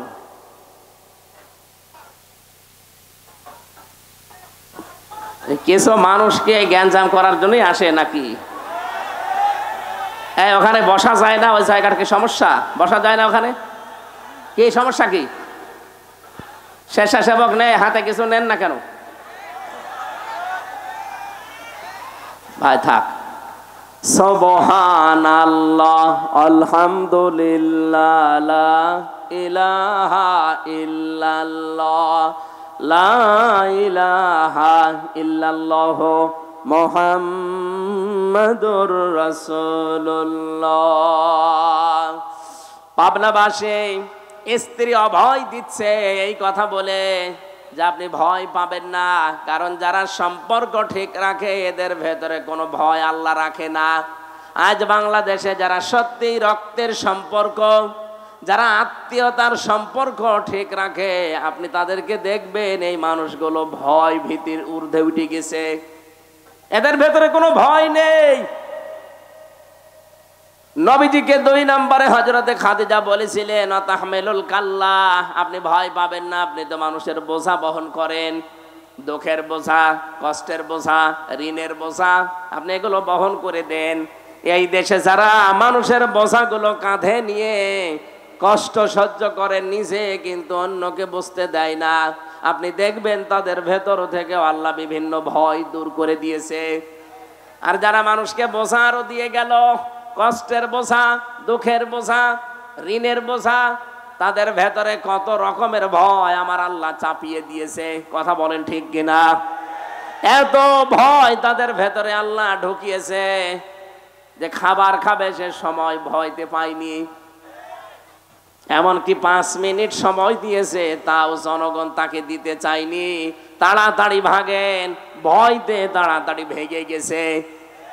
আমরা যদি আজ দুঃখের বোঝাগুলো দিয়ে না যেতাম, এই যে 2732 জন মানুষ মারা গেল, 2780 জনের উপরে এখন বিভিন্ন অঙ্গ প্রত্যঙ্গ হারিয়ে হাসপাতালে কাতরায়। এরা পরিবারের জন্য, সমাজের জন্য, দেশের জন্য বিশাল বোঝা। এই বোঝাটা যিনি দিয়ে গেলেন, আপনি না দিলেও পারতেন। আপনি যদি আগেই বলতেন ঠিক আছে আমি ছেড়ে দিলাম, তাহলে এই বোঝাগুলো বাংলাদেশে হয় না। কথা বলেন ঠিক কিনা? নিজে তো চলে গেলেন, এই বোঝাগুলো দিয়ে গেলেন কোন কারণে? কত কোটি কোটি টাকা ঋণের বোঝা দিয়ে গেলেন। এই দেশে বিভিন্ন জিনিসের দাম কমা দূরের কথা আরো বাড়তেছে, কারণ এই শয়তানদের ঋণের বোঝার কারণে। একজন বেগম পাড়া বানিয়েছে, সাহেব পাড়া বানিয়েছে, এক দরবেশি 36,000 কোটি টাকা মারিং কাটিং করিস। বাকি যেগুলো দরবেশ না, ধরবেশ, ওরা যে কি করেছে আল্লাহ জানে, আর ওরা জানে। এই জন্য দেশটা আবার দাঁড়াবে। আমার মনে হয় খুব তাড়াতাড়ি যারা দায়িত্বে আছেন, বাইরে যত টাকা এই শয়তানরা পাঠিয়েছে, টাকাগুলো আবার তাড়াতাড়ি ফেরত নিয়ে আসেন। কিভাবে করা লাগবে আপনারা জানেন, করেন। এই দেশটা আবার দাঁড়িয়ে যাবে ইনশাআল্লাহ। এই দেশে 18 কোটি মানুষকে আমরা শুধু মানুষ না 18 কোটি জনসম্পদে পরিণত করতে চাই। কয়েকদিন আগে এক পাইলট আমারে বলছিল, ওই দিন আমি মৌলভীবাজার যাচ্ছিলাম, বিভিন্ন রকমের জিনিস যখন দেখতে দেখতে যাচ্ছিলাম হেলিকপ্টারে, উনি আমারে বলছে, হুজুর এই যে এই ফ্যাক্টরিগুলো এগুলো যদি কায়েম করা হতো, এদেশে 36 লাখ যুবক এখন বেকার, এদের কর্মসংস্থানগুলো তৈরি হলে দেশটা তো দাঁড়িয়ে যেত। কিন্তু এই জালেমেরা টাকা পয়সাগুলো সব পাচার করে এই দেশটাকে ফোকলা বানিয়ে ফেলিস। আরে ভাই, আপনি বাইরে পাচার করে কি করলেন, এখন তো ভোগও করতে পারেন না। আমি কয়েকদিন আগে মালয়েশিয়া গিয়েছিলাম, সাহেব পাড়া বানিয়েছে, শয়তানরা থাকতে পারে না, হোটেলে থাকে। যে হোটেলে উঠলাম দেখে 2 শয়তান বসে আছে। কি এখানে? বলছো হুজুর আমরা আগে পালিয়েছি। কেন সাহেব পাড়ায় থাকবেন না? ওখানে থেকে মায়ের খাবো। এদেশেও বাংলার জনগণ আছে, ওই ঘর তালা লাগানো, যদি জানে যে এখানে আমি আছি পিটিয়ে আমার ভক্ত বানিয়ে ফেলবে। এমনিতে ভয়গুলো আল্লাহ ঢুকিয়ে দেয়নি, কারণ আপনি মানুষকে বোঝা দিয়ে গিয়েছেন এই দেশে। এই কথা বলেন না কেন? আমরা যেন আগামীতে এই দেশে কারো উপরে বোঝা দিয়ে না দেই। অনেক মানুষ এখনই বোঝা দেওয়া আরম্ভ করে দিয়েছে। একজনের কাছে চাঁদা চাইলে তার উপরে এটা বোঝা না। আজকে একজন দিয়েছে, আগে দিতাম 500 টাকা, এখন ধরছে 700 টাকা। কিছু কিছু মানুষ এত চালাক, বলছে কি 12:30টার সময় আমি চাঁদা চাইলাম নারায়ণগঞ্জের বন্দরে, এ গোয়েন্দারা টের পেল কি করে? আরে ভাই 12:30টা, আমি রিমান্ডে থেকে ওদের মেশিং দেখেছি। এটা যেহেতু ওপেন বলা, তারপরেও ঠিক না, আমি হাসতে করে বলছি মুখ সরিয়ে। আপনি 12:30টায় চাঁদা চাইতে চান মনে করছেন কেউ জানে না? কি মেশিং নিয়ে বসে আছেন জানেন? আপনি পায়খানার ভেতরে বসে কি করেন তা ওরা দেখতে পায়। গোয়েন্দারা নখদর্পণে রেখেছে দেশটা, শুধু দেখতে চাচ্ছে কে কি করে। আগস্টের 5 তারিখের পরে অনেকে যা আরম্ভ করেছেন, আপনি নিজের পায়ে নিজে কোড়াল মারছেন। ওরা কিন্তু দেখতেছে আসলে কে কেমন দেশটাকে ভালোবাসে, জনগণকে ভালোবাসে। ওদের বোঝা আমার মনে হয় প্রায় হয়ে গেছে। আপনারা যা করছেন একটা মাজলুম দলের উপরে, আর একটা মাজলুম দল, এই 17 দল বাদ দিয়ে 14 দল বাদ দিয়ে যা ছিল এই দেশে সব মাজলুম। সুতরাং এই মাজলুম দলটাকে ডোবানোর জন্য অনেকেই কিন্তু উঠে পড়ে লেগেছে। কেউ কেউ আলেমের বিরুদ্ধে লিখেছে, কেউ এই দলের বিরুদ্ধে লিখেছে। এই জন্য আপনাকে আমরা আহ্বান জানাই, যারা দায়িত্বে আছেন এই ক্যান্সার গুলোকে বাদ দিয়ে দেন। এই আয়াতের ভেতরে আমরা যেগুলো পড়েছিলাম, এখানে বাংলাদেশের কিছু মানুষের চরিত্রের মিল আছে। ওই জামানায় নবীজি কোরআন প্রচার আরম্ভ করলে ওয়ালিদ বিন মুগিরা নবীজিকে 5টা নাম দিয়েছিল তার সভাসদ বর্গের কাছে। কয়টা বলেন বলেন? 1 নম্বরে নবীকে সেই লোকটা বলেছে জাদুকর, 2 নম্বরে বলেছে কবি, 3 নম্বরে বলেছে পাগল, 4 নম্বরে বলেছে গণক, 5 নম্বরে একেবারে সর্বনিকৃষ্ট বলেছে মোহাম্মদ মিথ্যাবাদী। বলেন নাউজুবিল্লাহ। রব্বুল আলামিন বলেন, না, তুমি যে 5টা নাম দিলে, তোর এই 5টা নামের জবাবে আমি আমার নবীকে আরো 5টা গুণ বাড়িয়ে দিলাম। ইয়া আইয়ুহান নাবিয়্যু ইন্না আরসালনাকা শাহিদাও ওয়া মুবাশশিরাও ওয়া নাযীরা ওয়া দাঈয়ান ইলাল্লাহি বিইযনিহি ওয়া সিরাজাম মুনীরা। সূরা আহজাব 44, 45, 46 নম্বর আয়াত। 45 নম্বর 46 নম্বর আয়াতে আল্লাহ নিজে জানিয়েছেন, ওরা গালি দেয় আপনাকে 5টা, আমি আল্লাহ আপনার গুণ আরো 5টা বৃদ্ধি করে দিলাম। হে নবী, আপনাকে আমি পাঠিয়েছি শাহিদা, সাক্ষীদাতা হিসাবে। আপনি সত্যের সাক্ষ্য তুলে ধরবেন। 2 নম্বরে আপনি সতর্ককারী, আপনি সুসংবাদদাতা, আপনি আল্লাহর দিকে আল্লাহর অনুমতি ক্রমে ডাক নেওয়ালা। 5 নম্বরে আপনি উজ্জ্বল প্রদীপ। এই 5টা নাম আল্লাহ ওয়ালিদ বিন মুগিরা এই নামগুলো দেওয়ার পরিপ্রেক্ষিতে আল্লাহ নিজে দিয়েছেন। বলেন সুবহানাল্লাহ। এখন নবীজি নেই, নবীর ওয়ারিসদেরকে আজ যারা চিন্তা ভাবনা করে করে নতুন নতুন নাম দিচ্ছেন, এই যে এই আয়াতে আছে ইন্নাহু ফাক্কারা ওয়া কদ্দারা ফাকুতিলা কাইফা কদ্দার قدر ثم قتل كيف قدر রব্বুল আলামিন বলেন বহু চিন্তা ভাবনা করে নবীর বিরুদ্ধে এই কথাগুলো দাঁড় করিয়েছিল যে নবীজি গণক, নবীজি জাদুকর, নবীজি কবি, নবীজি পাগল, নবীজি মিথ্যাবাদী।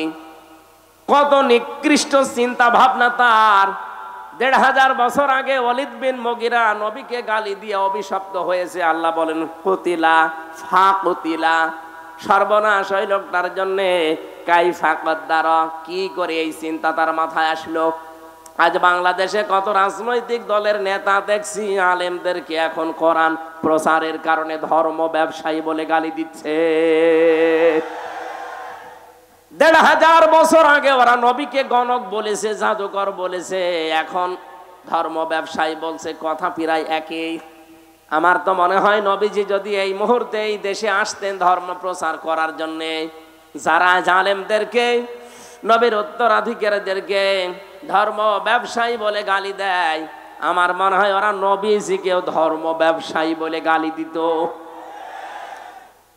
আল্লাহ পাক বলেন সুম্মা কুতিলা কাইফা কদ্দার, আমি আবার বলছি ওরা সর্বনাশ, ওদের জন্য ধ্বংস, সর্বনাশ, ওদের উপরে লানত, আমি আল্লাহর বরদোয়া যারা এই শব্দগুলো আবিষ্কার করে। আজ বাংলাদেশে যারা আলেমদের নামের শেষে আগে কত রকমের শব্দ আবিষ্কার করছেন, কেউ আলেমদের নামের আগে পরে লাগিয়ে দেয় এটা তেতুল হুজুর। কথা বলে না কেন? আল্লামা দেলাওয়ার হোসাইন সাইদির নাম তারা পাল্টিয়ে দিয়ে দিয়েছে দেলু শিকদার। দেলু শিকদার দেয়নি, শহীদ আব্দুল কাদের মোল্লা তার নামও পরিবর্তন করে দিয়েছে কসাই কাদের। আসল নামে বিচার করলে আপনি তাকে পেতেন না, কারণ সেই সময় সে ছাত্র ইউনিয়ন করত।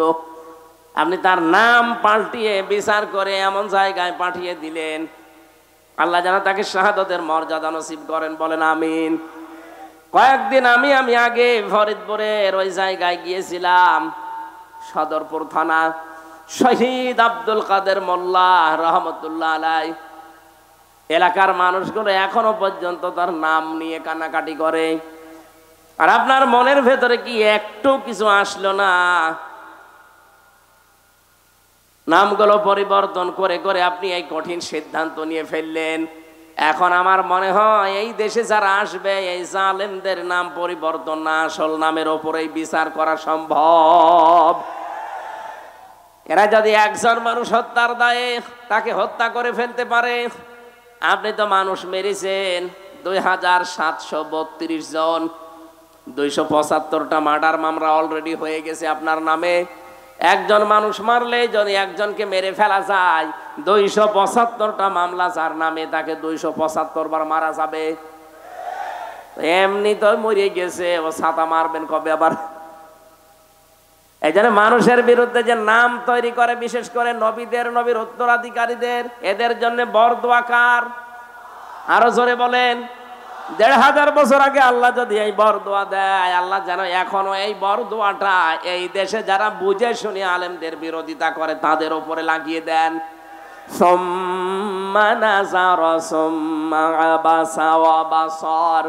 আল্লাহ পাক বলেন একবার কিন্তু তাকিয়েছিলেন নবীর দিকে।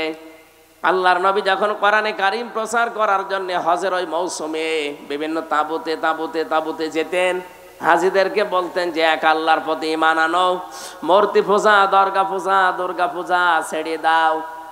তখন ওই লোকটা নবীর পেছনে গিয়ে নবীর দিকে তাকিয়ে ভুরু কুঞ্চিত করত এবং নবী থেকে নিবৃত্ত করার চেষ্টা করত মানুষদেরকে। ওই যে 5টা নাম বললাম, এগুলো একটা একটা করে সব অ্যাপ্লাই করেছিল, কিন্তু একটা কাজে লাগে নাই। আল্লাহর নবী মুহাম্মদুর রাসূলুল্লাহ এই যে কম্বল দিয়ে যখন তিনি আবৃত ছিলেন, তাকে ঢেকে দেওয়া ছিল, নবী যে এখান থেকে কম্বলের ভেতরে তিনি কাঁপছিলেন। আল্লাহ আয়াতগুলো নাযিল করে জানালেন, ইয়া আইয়ুহাল মুদ্দাসসির, হে কম্বলওয়ালা, কাঁপার জন্য আপনাকে আমি পাঠাইনি। কোম, দাঁড়ান, ফাংজির, মানুষকে সতর্ক করেন। ও রব্বাকা ফাকাব্বির, আপনার রবের বড়ত্বের কথাগুলো তুলে ধরেন। আমার তো মনে হয় আয়াতগুলোর কার্যকারিতা এখন বাংলাদেশে 100 ভাগ দরকার। ওরা মানুষের তৈরি করা আইন কায়েম করতে গিয়ে যদি জান মাল ইজ্জত আবরু সময় সম্পদ সব ব্যয় করতে পারে, আমরা আল্লাহর বিধান কায়েমের জন্য সময় সম্পদ আমাদের জীবন ব্যয় করব, এতে ঠেকা কিসের? কথা বলেন না কেন? যারা ভয় করার কথা বলা যদি ভয় না পায়, আমাদের তো কোনো ভয় নেই।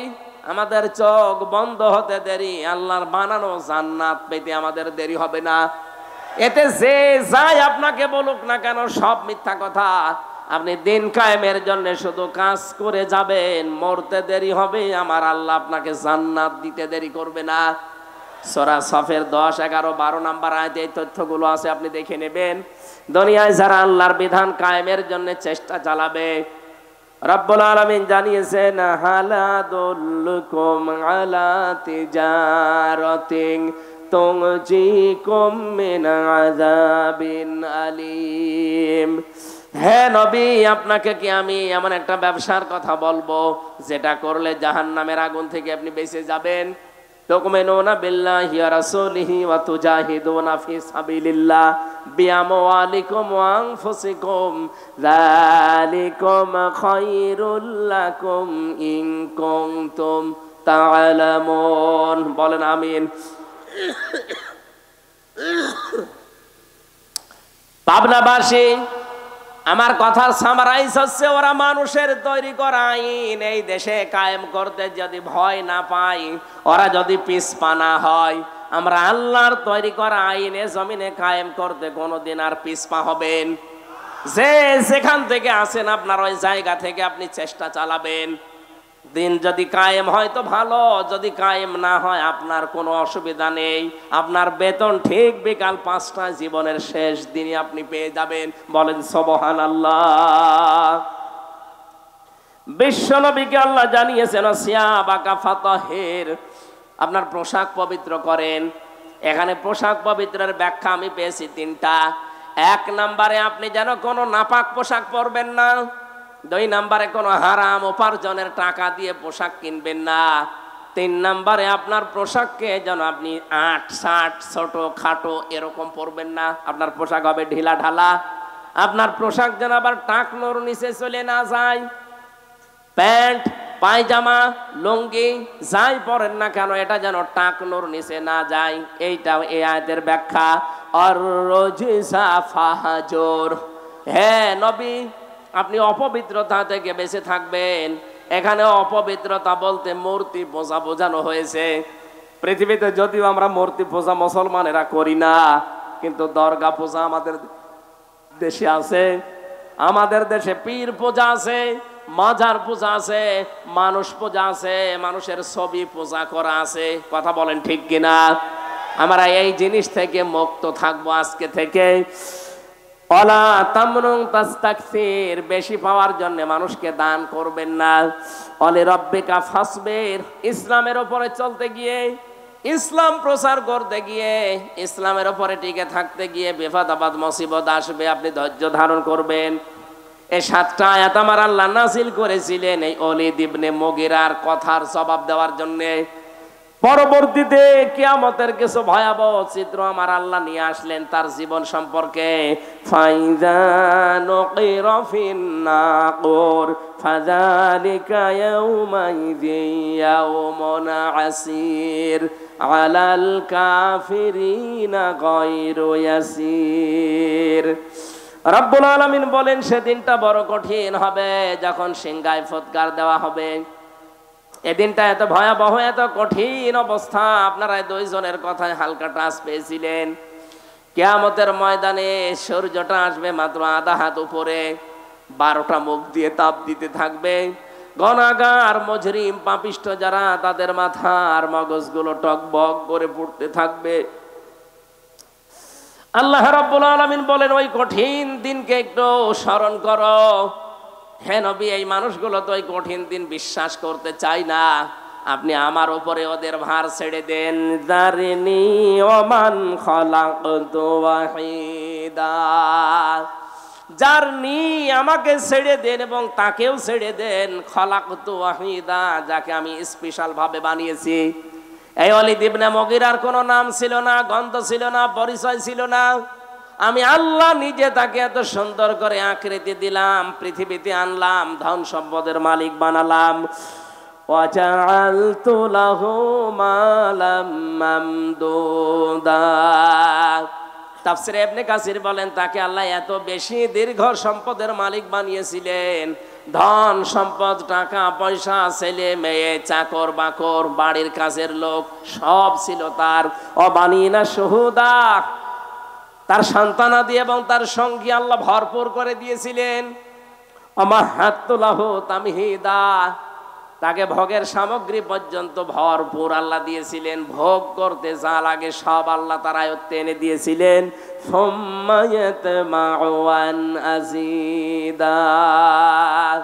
কিন্তু তার পেট ভরেনি, যত দিয়েছি ও আরো চেয়েছে। এই স্বভাব এখনো আমাদের অনেকের ভেতরে আছে না নেই? কথা বলেন না কেন? অনেক আলেমের ভেতরে, অনেক পীরের ভেতরে, অনেক ইমামের ভেতরে, অনেক মুসলমানের ভেতরে এই স্বভাবটা এখন বিদ্যময়, একেবারে বিধিবদ্ধ হয়ে গেছে। যত আছে আরো তত চাই। সাংদর্শিক আপনি যতই দলিল পেশ করেন না কেন। সুতরাং নবীর এই কোরআনের আয়াত অনুযায়ী, আল্লাহর কোরআনের আয়াত অনুযায়ী ওই মানুষগুলোকে অনুসরণ করা লাগবে যারা নিঃস্বার্থভাবে আল্লাহর কোরআনের প্রচার মানুষের ভেতরে করবে এবং নিজেও হেদায়েতের উপরে থাকবে। আমরা বাংলাদেশে অনেকগুলো মানুষকে পেয়েছিলাম, তার ভেতরে এখানে যিনি কথা বলতেন আল্লামা সাঈদী রহমতুল্লাহ আলাইহি, কথা বলেন ঠিক কিনা? তার ইখলাসের কারণে, তার ভেতরে যে আল্লাহর প্রতি তাওয়াক্কুল ভরসা ছিল, তিনি যে উজরত ছাড়া আল্লাহর কোরআনে কারিমকে প্রচার করতেন, এই জন্য আল্লাহ তাকে আজ পর্যন্ত চিরন্তন করে রেখে দিয়েছে। আমরা তাদের অনুসরণ করতে চাই, আল্লাহ তৌফিক দেন, বলেন আমিন। আল্লাহ বলেন ওই লোকটাকে উদ্দেশ্য করে যে ওলিদ, আরো চাও, আরো চাও।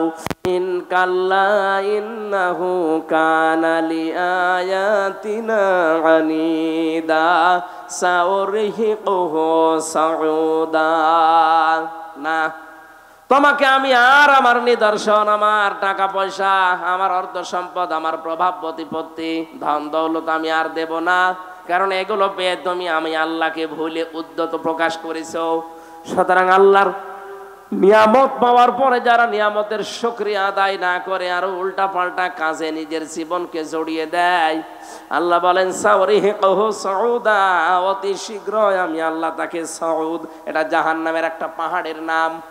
তার মানে দুনিয়ায় যদি আল্লাহ বিপদে তাকে নাও ফেলে, মরণের পরে মহা বিপদ এসে পড়বে। যারা সম্পদের সুষ্ঠু বন্টন করতে চায় না, যারা কোরআনকে আল্লাহর বাণী হিসাবে বিশ্বাস করে না, মানে না, কোরআনওয়ালা মানুষদেরকে যারা কষ্টের ভেতরে ফেলতে চায়, আল্লাহ আমাদের এই মানুষ থেকে হেফাজত করুন, বলেন আমিন। রব্বুল আলামিন এরপরে জানিয়েছেন সুম্মা দাবারা ওয়াস্তাকবারা ফাকালা ইন হাযা ইল্লা সিহরুন ইউসার ইন হাযা ইল্লা কাউলুল বাশার সাউসলিহি সাকার ওয়া মা আদরাকা মা সাকার লা তুবকি ওয়া লা তাযার লাওয়াহাতুল লিল বাশার আলাইহা 19। ও বাংলার মানুষেরা, কোরআনের বক্তব্যগুলো সহজ সরল ভাষায় দেওয়ার পরে যাদের বিশ্বাস হয় না, যারা উল্টা দিকে মন নিয়ে চলে যান, তাদের সম্পর্কে আয়াতগুলো রব্বুল আলামিন বলেন এই লোকটা এতবার করে, মুখ ফিরিয়ে নেয়, অহংকার করে চলে যায়, যা বলে বলুক, এরকম বহু কথা শুনেছি না। এই কথা যদি কেউ মনে করে এ কোরআন মানুষের তৈরি করা, মানুষ বানিয়েছে এটা, রব্বুল আলামিন বলেন এই মানুষগুলোকে অতি শীঘ্রই আমি সাকারে দেব। তার মানে শুধু মরতে দেরি হবে, এই সাকারে আল্লাহ ফেলে দেবে, মরণের আগেও তাদের জীবনটা সাকারময় করে দেবে, বলেন নাউজুবিল্লাহ। ওমা আদরাকা মা সাকার, আপনি জানেন এটা কি? জাহান্নামের একটা দরজার নাম। কি আছে এই দরজা দিয়ে প্রবেশ করলে?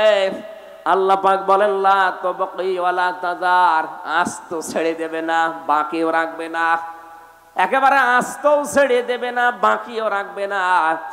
লাওয়াহাতুল লিল বাশার, এই দরজা দিয়ে যারাই প্রবেশ করবে আল্লাহ আগে তাদের চামড়া খসিয়ে নেবে। বাংলার মুসলমানেরা কত ভয়ঙ্কর একটা ঘর আল্লাহ বানিয়েছে। যারা সত্যকে সত্য জানার পরে অহংকার করে মুখ ফিরিয়ে চলে যান তাদের জন্য।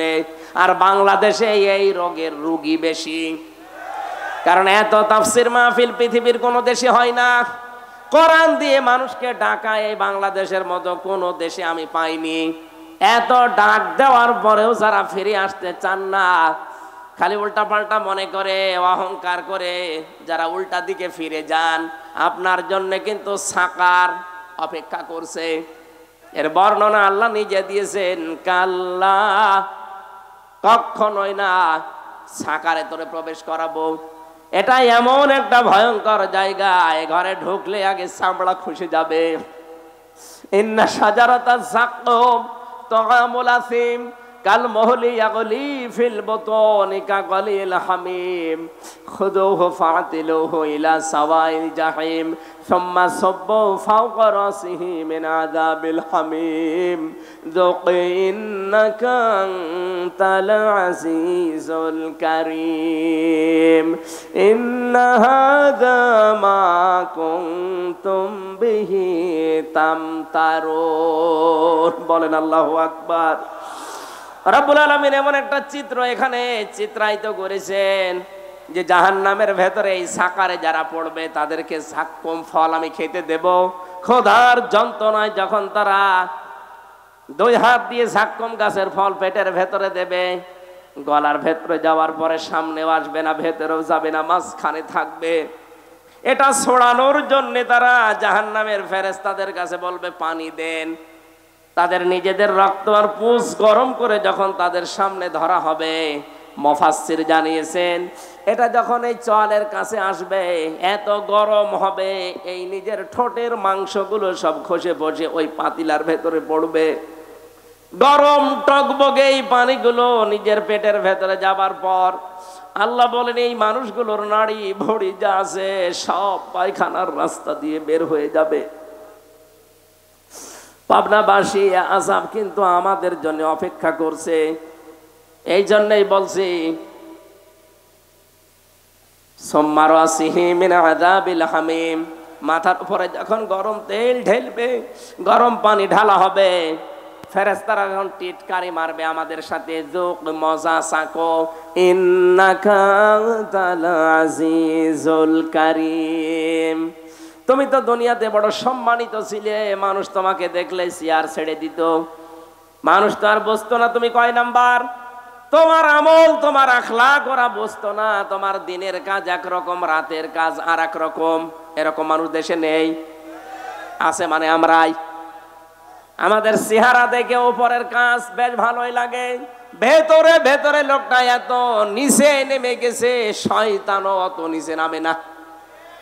এখানে যাদের মোবাইল আছে, ফোন আছে, ফ্যাক্স আছে, বাড়িতে কম্পিউটার আছে, এই মানুষগুলোর জীবনে এত নিকৃষ্ট গোনাগুলো এরা করে, শয়তানের ধোকায় পড়ে যে শয়তানও অত নিচে নামে না। এই কথা বলেন না কেন? যাদের মোবাইলে আকাশ সংস্কৃতির মাধ্যমে, ইন্টারনেটের মাধ্যমে এমন এমন জিনিস নামান যেগুলো মা আর ছেলে এক জায়গায় বসে দেখা যায় না, স্বামী স্ত্রী পর্যন্ত এক জায়গায় বসে দেখবে তাও লজ্জা পায়, এমন কোন দৃশ্য যাদের মোবাইলে নামানো আছে এই মুহূর্তে ডিলিট করা লাগবে। নয়তো ফেরেশতারা আযাব দিতে দিতে এই শব্দটা বলবে, যুক ইন্নাকা আনতাল আজিজুল কারীম, বড় সম্মানিত ছিল দুনিয়ায়, আজ মজা নাও। আজ তো এখানে মাত্র 20,000 50,000 মানুষ নাই আমরা হব, এখানে যদি আল্লাহ এরকম অপমান করে আপনি অপমানেই মরে যাবেন। কিয়ামতে কোটি কোটি মানুষ থাকবে, একটা বারের জন্য ভাবেন কোটি কোটি মানুষ থাকবে। এতগুলো মানুষের সামনে আমাকে ধরে আল্লাহ অপমান করবে যে দুনিয়ায় তোকে কেউ টের পায়নি, আজকে আমি সব ওপেন করে দেব। তোর মোবাইলে কি থাকতো আজকে আমি সব দেখাবো। ও বাংলার যুবক সন্তানেরা যারা মোবাইলে এমন দৃশ্য রাখেন, এখনই যদি আপনি মারা যান, আপনার এই মোবাইলটা আপনার বোন ব্যবহার করবে, এই মোবাইলটা আপনার মা ব্যবহার করবে, এই মোবাইলটা আপনার বাবা ব্যবহার করবে। কথা বলেন না কেন? বলেন তো আপনার কি মনে হয়? যে মোবাইলটা রেখে গেলেন, যার ভেতরে অর্ধ উলঙ্গ উলঙ্গ ছবি রেখে দিয়েছেন, এমন এমন নাম্বার রেখে দিয়েছেন, বিবাহিত মেয়েদের নাম্বার, পাশের বাড়ির প্রতিবেশীর স্ত্রীর নাম্বার, ভাবির নাম্বার সেভ করে ওলট পালট গল্প করেন যারা। এই মোবাইলটা কিন্তু আপনার বাবা ব্যবহার করলে সব দেখবে। আপনি তো মরে গেলেন, এটা যদি সত্যি আপনার বাবা ব্যবহার করে, আর যদি ওই দৃশ্যগুলো মোবাইলের ভেতরে পায়, তো কি ধারণা করবে আপনার প্রতি আপনার বাবা বলেন। সুতরাং এই মুহূর্তে আপনার মরণের তো কোনো গ্যারান্টি নেই, বাড়ি যেতে পারবেন গ্যারান্টি আছে? বলেন বলুন, কোনো গ্যারান্টি নেই। এই মুহূর্তে ডিলিট করা লাগবে। যেটা নিজে দেখলে ভালো লাগে, আবু তালেব সাহেব দেখলে আপনি লজ্জা পান, আপনি শরম পান, এরকম কোন দৃশ্য থাকলে আল্লাহর ভয়ে এই মুহূর্তে ডিলিট করা লাগবে। কারা কারা করবেন হাত তোলেন তো। কি আছে মোবাইলে দেখি, এদিকে আসেন। না, আমি হাসির খোরাকি দেওয়ার জন্য বলি নাই। হাজারো মানুষের এরকম চরিত্রের অবক্ষয় কিন্তু আরম্ভ করে ফেলেছে শয়তান। কথা বলেন না কেন? আল্লাহ কিয়ামতের কঠিন ময়দানে আমরা যেন ধরা খেয়ে না যাই, সকলে বলেন আমিন। রব্বুল আলামিন বলেন, এই ঘরে সাকারে প্রবেশ করাতে দেরি হবে, তোর চামড়া খসে যেতে কিন্তু দেরি হবে না। চিন্তা করেন তো কি ভয়ঙ্কর ঘর। আমরা রিমান্ডে ঘরের নাম শুনি, আমি যে রিমান্ডে ছিলাম মাটির নিচে, হ্যাঁ ওটা ভয়ঙ্কর ঘর। ওখানে গেলে যে নখ তুলে নাই কি করে আমি দেখেছি, আমার সামনে অনেকের নখ তুলে নিয়েছে হাতের পায়ের, কিন্তু পুরা শরীরের চামড়া কাউকে আমি একবারে খসাতে দেখিনি। চামড়া খসিয়েছে হয়তো হাতের তালুর চামড়া, এখান থেকে আস্তে করে ব্লেড দিয়ে কেটে আপনি চামড়া ধরে যদি মাথা ধরে টান দেন, দেখবেন পুরাটা চলে আসবে। আমি নিজে দেখেছি, একজনের চট্টগ্রামে বাড়িয়ে ছেলেটার আমার সামনে দিয়ে নিয়ে গেল, কিছুক্ষণ পরে দেখি কাঁদতে কাঁদতে আসছে। জিজ্ঞাসা করলাম, ভাই কি অবস্থা? বলে, এই দেখেন আমার হাতের আঙ্গুল নেই, নখগুলো সব ওরা প্লাস দিয়ে তুলে ফেলেছে, আর হাতের এই চামড়া এখানে আস্তে করে ব্লেড দিয়ে কেটে দেওয়ার পরে রক্ত ফেনকি দিয়ে বের হয়, কি যেন ঔষধ আছে এখানে দিলে রক্ত বন্ধ হয়ে যায়। তখন এই মাথা যে চামড়া বেরিয়ে আসে, ওই চামড়াটা একটা মেশিন ধরে টান দেয়, পুরা চামড়া চলে আসে। আল্লাহ যে লাব্বা হাতুল্লিল বাসার দিয়েছেন, রব্বুল আলামিন বলেন মানুষের চামড়া তোলা হবে এই ঘরের ভেতরে, এর তো মাত্র হাতের তালুর চামড়া তুলেছে। জাহান্নামে শুধু এই ঘরে সাকারে ঢুকবেন, পুরা চামড়া একবারে আল্লাহ তুলে ফেলবে। রিমান্ডে এর অত্যাচার, এর চিৎকার দেখে আমারই কান্না চলে আসতো। কিয়ামতের ওই কঠিন সাকারে আল্লাহ পুরা চামড়া যখন তুলবে, বলেন তো কি চিৎকার করবে লোকটা? কে করবে? আমরাই। কারণ আমরা কে সত্যকে সত্য জানার পরে, এই যে সুম্মাদ বার অবস্থাক বার, যারা সত্যকে সত্য জানার পরে অহংকার করে মুখ ফিরিয়ে চলে যান, হ্যাঁ ওরকম বলেই থাকে, আপনার জন্য এই শাস্তি। আর আমি দেখতে পাচ্ছি বাংলাদেশে এই শাস্তিটা বেশি হবে। কথা বলেন না কেন? এই দেশে এই শাস্তিটা বেশি হবে। চোখে আঙ্গুল দিয়ে হক পথ আপনাদের দেখিয়ে দে। আপনার যদি বিশ্বাস না হয়, এখানে যারা আলেম আছে এদেরকে জিজ্ঞাসা করেন। কোরআনে কারীম জানিয়েছে, ওয়ালাম্মা রাআল মুমিনুনা আল আহজাব ক্বালু হাযা মা ওয়া'আদানাল্লাহু ওয়া রাসূলুহু ওয়া সাদাকাল্লাহু ওয়া রাসূলুহু ওয়া মা যাদাহুম ইল্লা ঈমানা ওয়া তাসলিমা। সূরা আহজাব 21 নম্বর পারা 19 নম্বর পৃষ্ঠা 13 নম্বর লাইনের 22 নম্বর আয়াতে আছে। তাফসিরে যে কোনটা দেখবেন এটা পাবেন। নবীজিকে আল্লাহ জানিয়েছেন, হে নবী আপনি হক দল খুঁজে পান না, পৃথিবীতে হক দল ওইটা যাদেরকে দেখে অন্য আল্লাহ বিরোধী যারা, তারা তেড়ে তেড়ে মারতে আসে।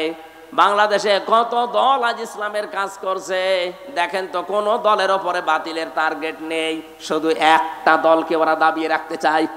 জীবন বছর মজভণ্ডরের দ্বারা জীবনেও কোরআনে দেশে কায়েম হবে না। ওরা বিশ্বাস করে 8 রশির দ্বারা দেশে কোরআন কোনোদিন কায়েম হবে না। ওরা বিশ্বাস করে ফেলেছে কোরআন কায়েম হতে হলে একামতে দিনের কর্মীদের দ্বারা হবে।